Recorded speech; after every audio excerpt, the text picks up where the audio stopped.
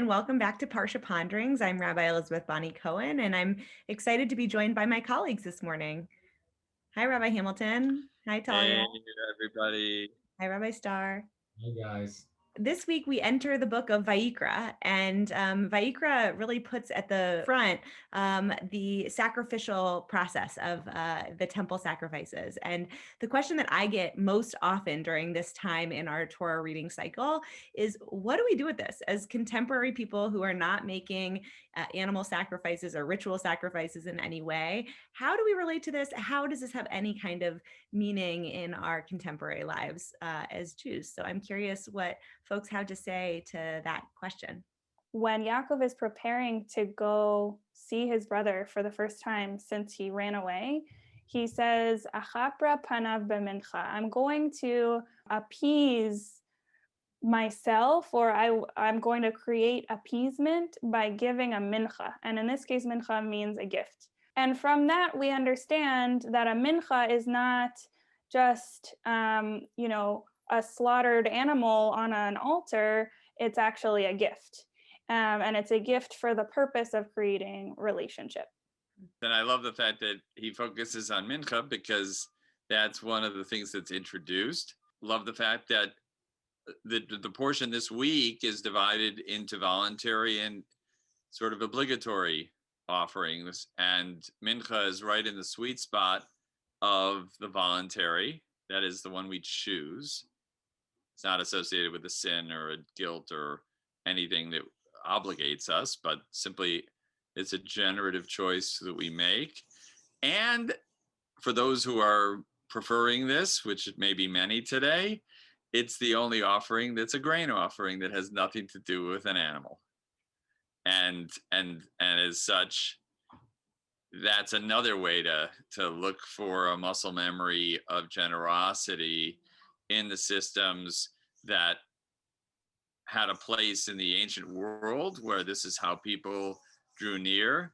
We obviously do so differently today, but the sort of the instincts toward reaching beyond ourselves, repairing interpersonally, being generous, those are the muscle memories, I think, that are contained in the Torah's middle book. And I love the physical aspect of the offerings themselves, that there is something powerful about having an embodied practice, a practice that is tangible, that has some physicality to it. And I appreciate that, both because I feel like when we pray in a contemporary time, prayer is what the rabbis came to kind of replace the sacrificial system with. So instead of offering sacrifices 3 times a day, we offer prayer 3 times a day. Again, hearkening back to what Talia was saying about it being a gift really for the sake of nourishing and repairing and putting forth a relationship and really making sure that the relationship stays front and center. And I love that this very tangible image of this is also really messy. I know that for me, my own prayer life has felt really messy at times.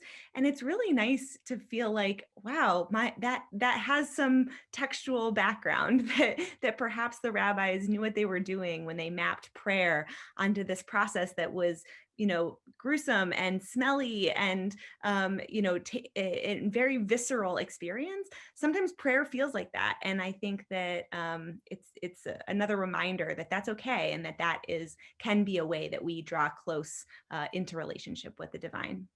You think about the sacrificial system, you realize how emotionally messy it is, which maybe accounts for why they try to create these boxes that says, oh, this is a sin offering, this is a Thanksgiving offering, whatever, because they're trying to create some order out of something that is inherently chaotic, which is feelings. And the original text for that is Cain and Abel. One of the brothers brings a sacrifice and it's accepted, and one of them brings a sacrifice and it's rejected. I mean, to bring a gift, to lay something down, to give a gift, you're making yourself incredibly vulnerable. What if the recipient rejects it? Yeah. And imagine the act of being rejected by God. The point is, it's an incredibly, the irony about what you said, I think, Elizabeth, about the fact that people don't know how to process this, is that you could argue that sacrifice is much more emotionally three-dimensional than prayer is. And I think that's what this whole incredible temple space is about, and including the risk piece. So I think it's really exciting to try to recover that. Well, with that, however, we are offering of ourselves in vulnerability, may that offering draw us nearer to God, nearer to one another, nearer to our own sense of self and purpose in this world. And wish everyone a Shabbat Shalom. Looking forward to being with you soon. Shabbat Shalom. Amen. Good Shabbos. Good Shabbos. Shabbos.